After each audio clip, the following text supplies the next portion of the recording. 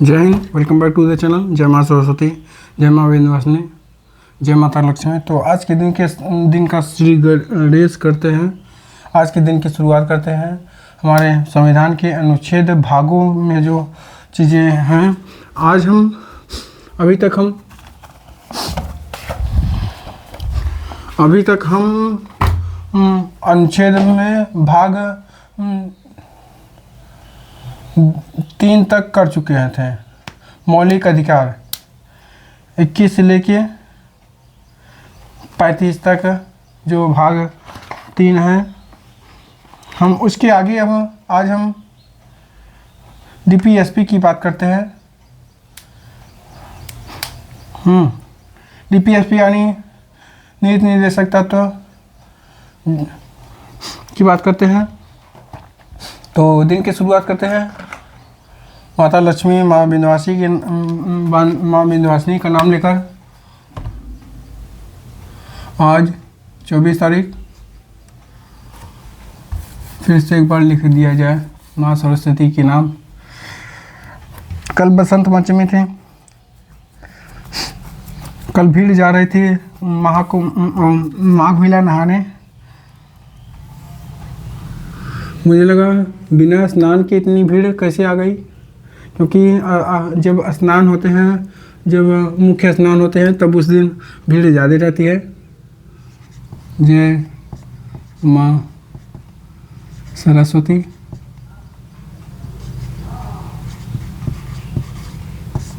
तो आज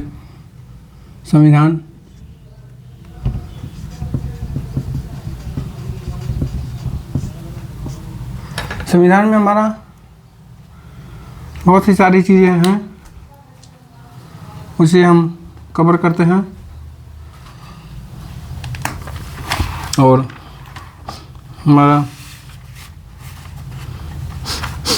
हमें लगता था कि हम 35 तक कर चुके थे।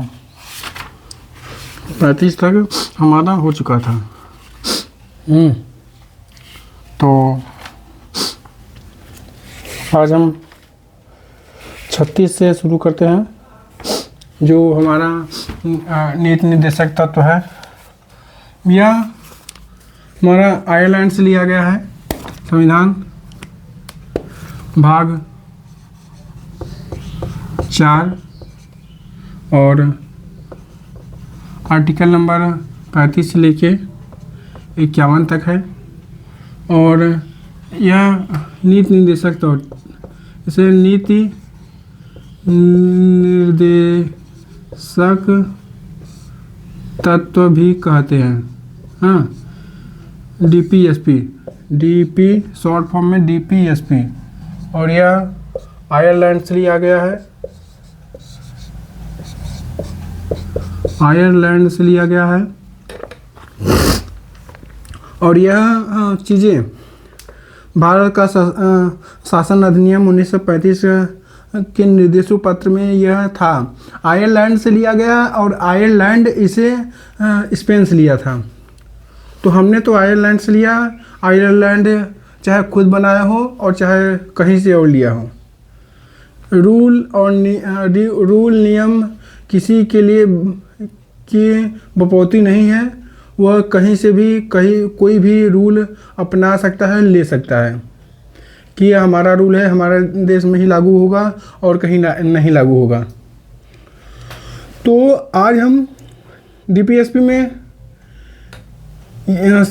जो इसमें आप इस अनुच्छेद में जो भी रूल नियम है, सारी चीज़ें, इसके खिलाफ आप न्यायालय में नहीं जा सकते हैं। इसकी सबसे मुख्य बातें हैं। हमने इसके पहले वीडियो वाले में हमने बताया था कि इसमें सारे अनुच्छेदों में आप न्यायालय का आप ना जाने दीजिए, लेकिन कुछ मामलों में मुझे लगता है कि न्यायालय में जाने की ज़रूरत है। जब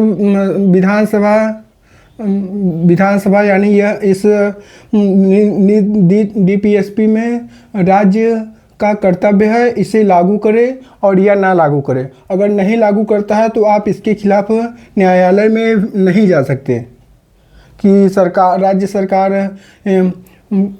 यूपी सरकार ये कर रही है, राजस्थान की ये कर रही है, और राजस्थान की सरकार ये कर रही है, यूपी की सरकार ये नहीं कर रही है, तो इसके खिलाफ आप न्यायालय नहीं जा सकते। लेकिन कुछ मुद्दों पर, कुछ मामलों में न्यायालय जाना जरूरी होता है, क्योंकि जब शिक्षा का क्षेत्र में गिरावट हो और गलत चीज़ें बढ़ने लगे तो न्यायालय में जाना जरूरी होता है। हाई कोर्ट उसे सरकार को फटकार लगाएगी, सुप्रीम कोर्ट इसे राज्य को फटकार लगाएगी कि ये चीज़ें गलत हैं। आप स्कूल को, कोई भी व्यक्ति, अगर चाहे वह मुस्लिम, हिंदू, इसमें धर्म की कोई ज़रूरत नहीं है। कोई भी व्यक्ति देश के लिए, देश के लोगों के लिए, बच्चों के लिए स्कूल बनवा सकता है। लेकिन राज्य सरकार किसी भी मामले में उसे, अगर वह स्कूल है, शिक्षा के लिए है, मदरसे वदरसे ऐसी चीज़ें नहीं, अगर वह सभी लोगों के लिए स्कूल है तो वह चाहे वैध ज़मीन पे बनी हो चाहे अवैध ज़मीन पर बनी हो, उसे लीगल करना होगा, क्योंकि वह देश के भविष्य के लिए सही है। स्कूल बनवाना देश के लोगों के लिए, भविष्य के लिए सही है। और लेकिन हाँ, तब वह स्कूल सरकार का माना जाएगा, किसी खास व्यक्ति का नहीं माना जाएगा। अगर मान लीजिए सरकारी ज़मीन पर कोई व्यक्ति स्कूल बनवा दिया है तो वह सरकार की हो जाएगी स्कूल। ऐसे नियम होने चाहिए। ये नहीं कि आप दूसरे के स्कूल है तो इसे सरकारी ज़मीन पर है तो इसे तोड़ दो, क्योंकि इसमें पैसे लगे हुए हैं। पैसे किस तरह कमाए जाते हैं लोगों को पता है। सरकार ज़बरदस्ती करके टैक्स तो ले लेती है, और उस टैक्स का सही उपयोग किस तरह किया जाता है सभी के सामने है। राजनेता हमारे टैक्स के पैसे से फ्लाइटों में घूमते हैं, राजमहलों में रहते हैं, शान और शौकत दिखाते हैं, अरबों खरबों की संपत्ति रखते हैं। वह देश की संपत्ति देश की टैक्स के पैसे से है बना हुआ है। और शिक्षा के लिए कुछ ऐसी चीज़ें नहीं की जा रही हैं जो देश की प्रोग्रेस में काम दे।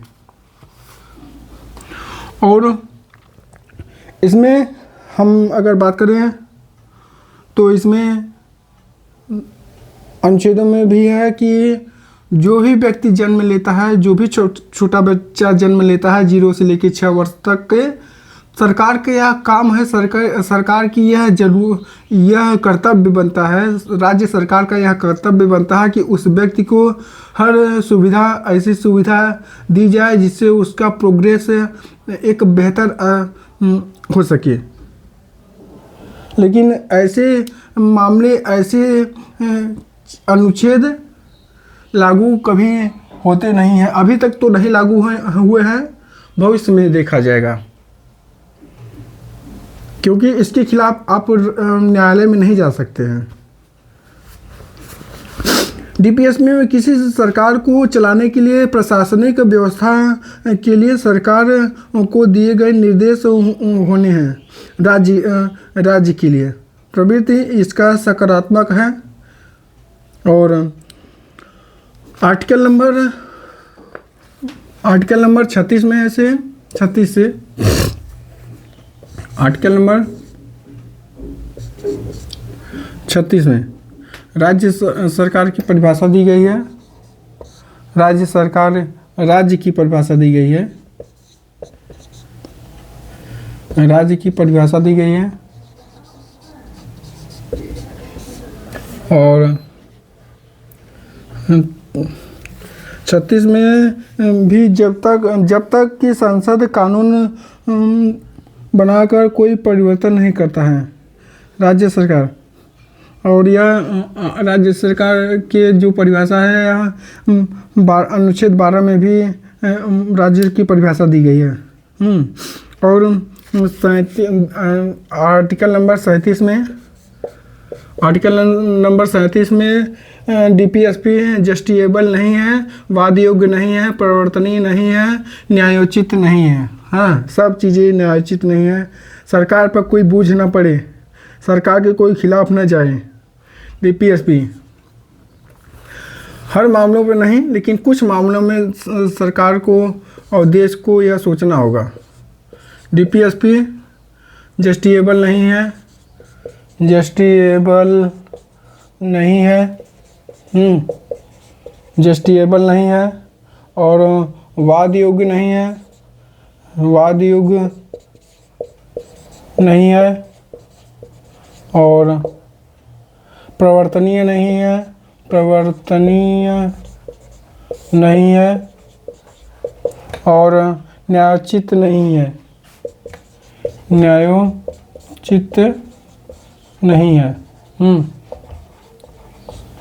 न्यायोचित नहीं है। और एक बात, जो सड़कें एक बार बनाने पर 10-20 साल आराम से, 30 साल 40 साल आराम से चल सकती हैं, क्योंकि यह प्रूव्ड है। पुणे में एक ऐसी सड़क ठेकेदारों द्वारा बनाई गई, सारी व्यवस्था दी गई, उसमें नालियों की व्यवस्था दी गई कि भविष्य में इसे तोड़ने की आवश्यकता न हो, बार बार तोड़कर बनाने की आवश्यकता न है। ये नहीं कि पहले यह बनेगी, यह सड़क पहले बनेगी, फिर इसमें सीवरेज डालने के लिए इसे तोड़ा जाएगा, खोदा जाएगा, फिर सीवरेज डाला जाएगा, फिर बनेगी। हर बार पैसा आएगा सरकार से, देश की जनता का टैक्स का पैसा बार बार एक ही सड़क में बार बार बनाकर ख़त्म किया जाएगा। फिर अगर कोई आवश्यकता पड़ेगी, जाम होगा, नाली जाम, सीवरेज जाम होगा, फिर अगर सप्लाई वाली पानी सप्लाई के लिए रोड खोदी जाएगी, तो फिर रोड टूटेगा, फिर खोदा जाएगा नाली, फिर पाइप डाली जाएगी, फिर वह बनेगी। फिर अगर कोई आवश्यकता पड़ेगी, नहीं मोटी ये नाली 1 फुट वाली पाइप नहीं, इसमें 2 फुट वाली पाइप डालनी चाहिए, बाद में यह पता चला, फिर उसे तोड़ा जाएगा। यही प्रक्रिया चल रही है, लेकिन पुणे में एक ऐसी रोड बनाई गई जो कम से कम 50 साल उसमें ना कोई टूटा, ना कोई ऐसी दिक्कत आई कि लोगों को आने जाने में परेशानी हो रही है। मतलब कि हर सारी व्यवस्था इतनी बेहतरीन रोड बना के दी गई एक ठेकेदारों द्वारा। फिर बाद में उस ठेकेदार को कभी कॉन्ट्रैक्ट नहीं मिला, क्योंकि रोड जब बनाने की ज़रूरत नहीं पड़ी तो सरकार पैसे निकाल नहीं सकती, और जब रोड टूटेगी तभी तो सरकार दिखा कर पैसा निकाल सकती है। इसलिए हर रोड की हर साल मरम्मत होती है और हर बार निकाला जाता पैसा उसके नाम पर। जो पैसा एक बेहतर विज्ञान के लिए खर्च होने चाहिए थे, खेलों के लिए खर्च होना चाहिए थे, शिक्षा के लिए खर्च होने चाहिए थे, वो चीज़ें बार बार किसी क्षेत्र में लगाई जाती हैं। जो एक बार अगर बना दी जाए तो कम से कम 20-30 साल 40 साल चले, ऐसी सड़क बनाई जाए। ये ऐसा संभव है, ये ऐसे बात नहीं है कि संभव नहीं है। जब एक घर बनता है तो वह कम से कम 40-50 साल चलता है। 40 साल 50 साल उसमें कोई ऐसी स्थिति नहीं आएगी कि आप घर बदलना पड़ेगा। जब माटी से, ईंटों से, सीमेंटों से घर बनाकर 40-50 साल चल सकता है, तो गिट्टी तो प्राकृतिक चीज़ें हैं, वह कभी ख़राब नहीं होंगी। डामर भी प्राकृतिक चीज़ें हैं, वह कभी ख़राब नहीं होगा। तो क्यों चीज़ें हर साल रिपेयर करनी पड़ती हैं? क्यों? क्योंकि डामर की जगह मोबिल डाला जाएगा और ऐसी व्यवस्था की जाएगी कि पानी सीधे रोड पे जाए और रोड बार बार ख़राब होता रहे।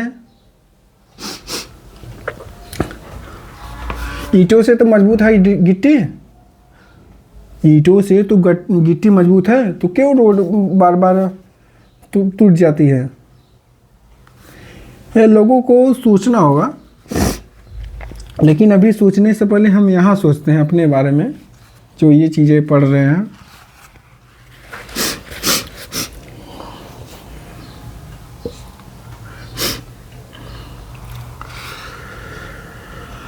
डीपीएसपी का उल्लंघन पर न्यायपालिका के पास जाने की शक्ति नहीं है। हाँ, डीपीएसपी के उल्लंघन पर यानी सरकार, राज्य सरकार डीपीएसपी के उल्लंघन पर न्यायपालिका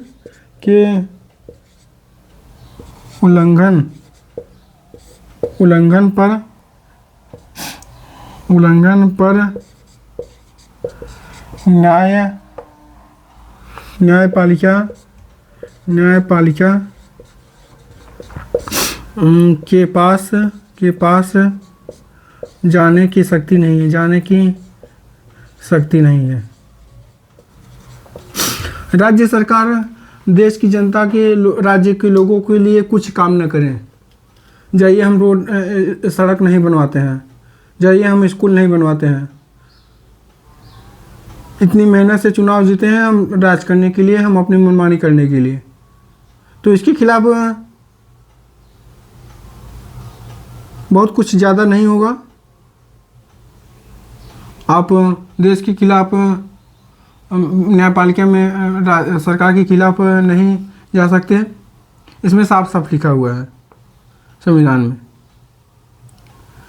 लेकिन यह भी लिखा हुआ है कि राज्य सरकार का कर्तव्य है कि यह लोगों को सहूलियतों का पूरा ध्यान दिया जाए, लोगों के हितों का पूरा ध्यान दिया जाए, लोगों के लिए कार्य किए जाए, यह कर्तव्य है। अब कोई कर्तव्य निभाए और कोई कर्तव्य न निभाए, वह राज्य सरकार के लोगों की बात है। और भले ही डीपीएसपी का वाद योग्य है, भले ही डीपीएसपी वाद योग्य नहीं है, लेकिन राज्य सरकार का मौलिक अधिकार है, सरकार प्रशासन में मौलिक है। राज्य सरकार के प्रशासन की कल्पना सरकार के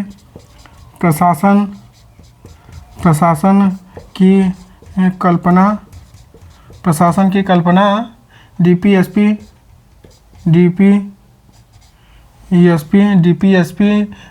के बगैर नहीं की जा सकती। डीपीएसपी के बगैर नहीं की जा सकती, की जाती है। और राज्य सरकार का कर्तव्य है कि डीपीएसपी को लागू करें। राज्य सरकार का कर्तव्य है, राज्य सरकार का कर्तव्य है कि इसे लागू करें। हाँ, यानी राज्य सरकार का कर्तव्य है, यानी मान लीजिए धारा 44 में जब यूसीसी है, समान संहिता कानून है, गोवा में लागू है, उत्तराखंड में लागू है। राज्य सरकार का कर्तव्य है कि वह अपने राज्य में यूनियन सिविल कोड लागू करेगी कि नहीं।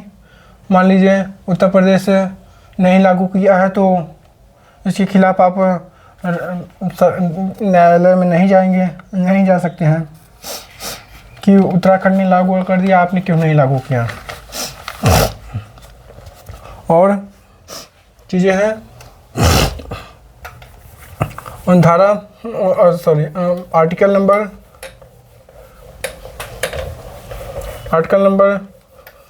29 आर्टिकल नंबर 38 में हम अभी सारी चीज़ों का व्याख्यान ज़्यादा देर तक नहीं करेंगे, वीडियो लंबा हो जाएगा। इसलिए शॉर्ट फॉर्म में एक एक लाइन में हम अपने अनुच्छेदों को पढ़ते हैं, एक एक लाइन में अनुच्छेदों को पढ़ते हैं। ज़्यादा लंबा खींचने पर वीडियो ज़्यादा लंबा हो जाएगा। तो 38(1) में लोक कल्याणकारी राज्यों की स्थापना करना होगा। लोक कल्याणकारी राज्यों राज्य की स्थापना करना होगा। स्थापना करना है। हाँ,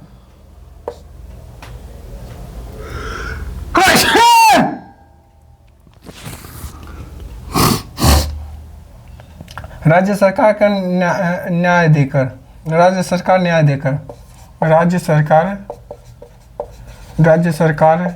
न्याय देकर अपने कर्तव्यों का पालन कर सकती है। न्याय देकर यानी जैसे कि सामाजिक न्याय, आर्थिक न्याय देकर और राजनीतिक न्याय देकर। सामाजिक न्याय और आर्थिक न्याय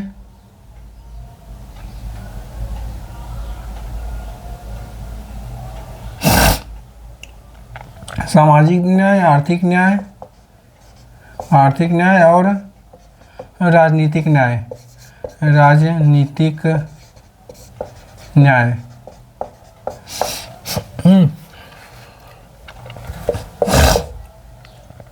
पहला है प्रस्तावना और दूसरा है राजनीतिक राज्य की नीति निर्देशक तत्व।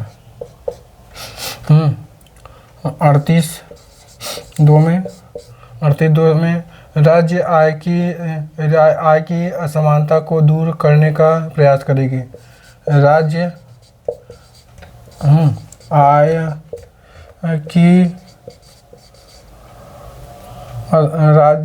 की असमानता को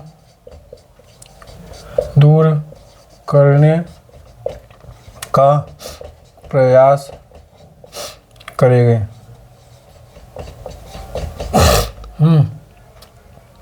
जैसे कि स्थिति, लोगों की स्थिति क्या है, स्टेटस और सुविधाएं।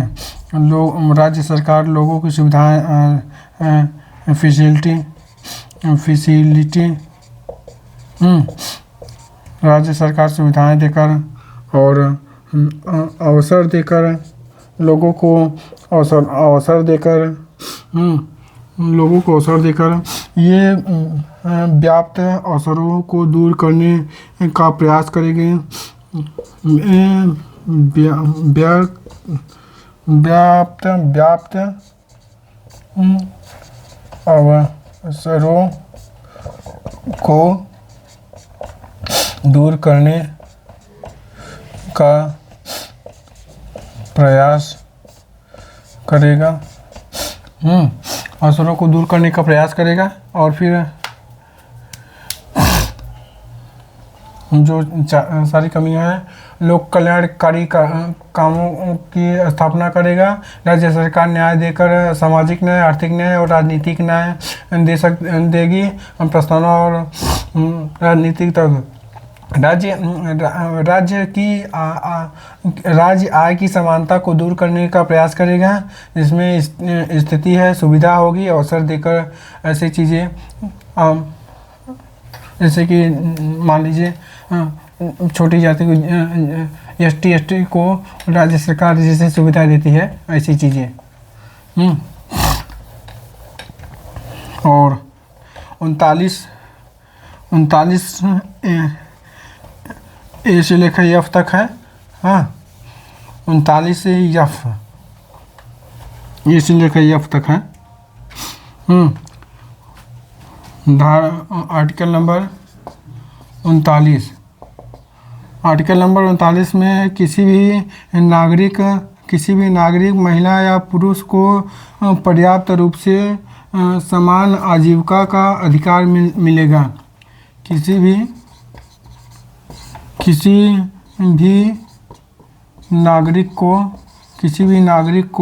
नागरिक या फिर महिला या होगी उसमें, या पुरुष महिला या पुरुष को पर्याप्त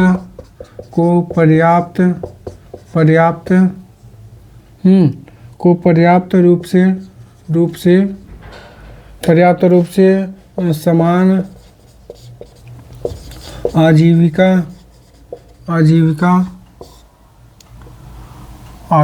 का अधिकार मिलेगा और 39 ए ये है। 39 बी समुदाय के भौतिक संसाधनों का समुदाय के भौतिक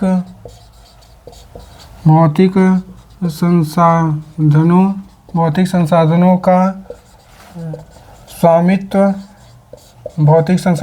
स्वामित्व और नियंत्रण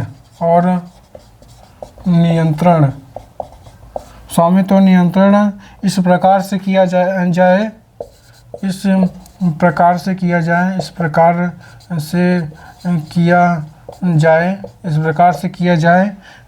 कि सामूहिक हित सर्वोपरि हो। इस प्रकार से किया जाए कि सामूहिक हित सर्वोपरि हो। सामूहिक हित सर्वोपरि हो। हाँ, और फिर 39 में आर्थिक प्रणाली का संचालन इस प्रकार से किया जाए। आर्थिक प्रणाली का संचालन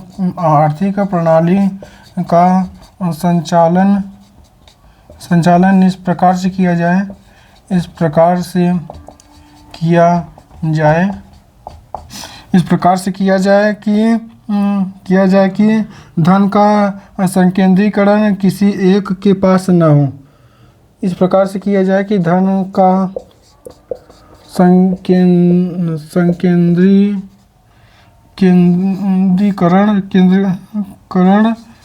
केंद्रण किसी एक के पास न हो। यानी इसमें सीधी सी बात है कि संकेंद्रीकरण यानी मान लीजिए विकास के लिए पैसा आया, सीधा विधायक सारे पैसे लेकर भाग गया, फिर बैठ गया। ऐसा नहीं होगा। पैसा आया, सांसद लेकर सीधा पैसा लेकर भाग गया और बैठ गया, ऐसा नहीं होगा। लोगों को जहाँ पर जिस जैसे ज़रूरत होगी वहाँ पर पैसे राज्य सरकार खुद देगी और उस कार्य को पूरा किया जाएगा। और इसमें 25वें संविधान संशोधन 1971 के द्वारा 31C को जोड़ा गया। 31C को जोड़ा गया।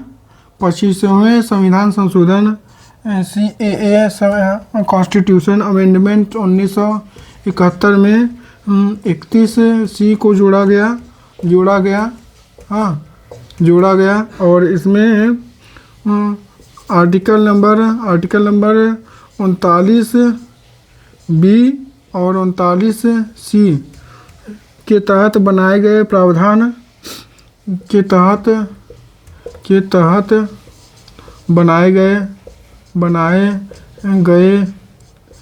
बनाए गए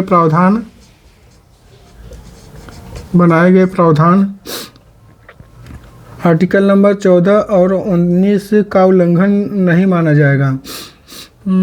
आर्टिकल नंबर 14 और 19 का उल्लंघन नहीं माना जाएगा। उल्लंघन नहीं माना जाएगा।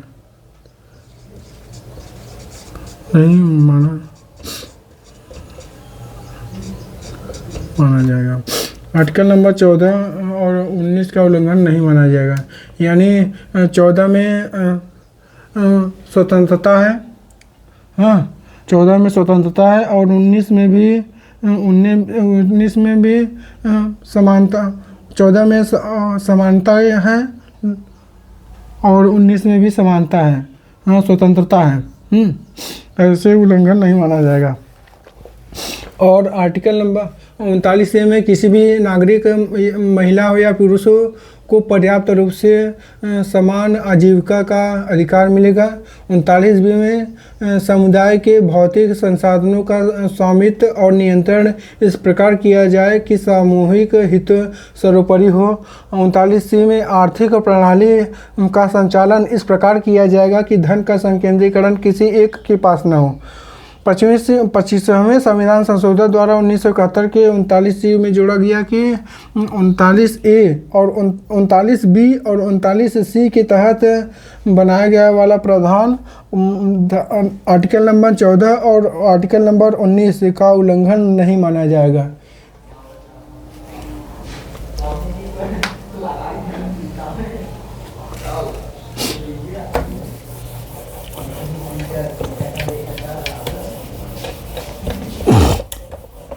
आर्टिकल नंबर 39D में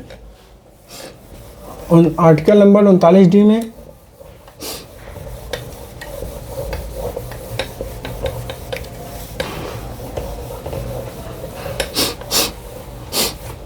article number 39D article number 39D article number 39D में सभी व्यक्तियों, महिला या पुरुषों को समान कार्य के लिए समान वेतन दिया जाएगा। 39D में सभी व्यक्तियों में महिला भी होगी और मेल भी होगा, फीमेल भी होगी। हाँ, महिला को समान कार्य के लिए समान वेतन का प्रावधान है। समान कार्य के लिए समान वेतन व समान वेतन का प्रावधान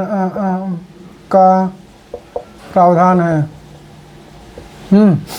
और 39E में स्मॉल ई है। ये सारी चीज़ें ABCDE स्मॉल में थे। जब 39A आएगा, कोई चीज़ें वह अमेंडमेंट करके कैपिटल में जब ABCD होगा तो वह चीज़ें जोड़ी गई हैं, कैपिटल में होगा। और अगर ABCD स्मॉल में होगा तो वो सारी चीज़ें पहले से ही स्थापित अनुच्छेद में लिखी गई हैं। किसी भी पुरुष महिला का काम करने के लिए बाध्य ना किया जाए जिससे उन्हें लगे कि उन्हें गलत किया जा रहा है, उनके साथ गलत किया जा रहा है। किसी भी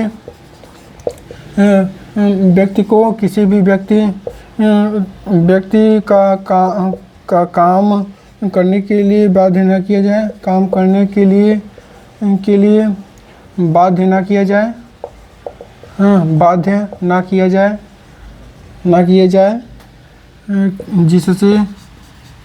जिससे उन्हें लगे कि उनके साथ गलत हो रहा है, उनके साथ गलत हो रहा है। और जैसे श्रमिक महिला तथा बच्चों के कोमल आयु का दुरुपयोग ना हो। जैसे श्रमिक पुरुष महिला व छोटे बच्चों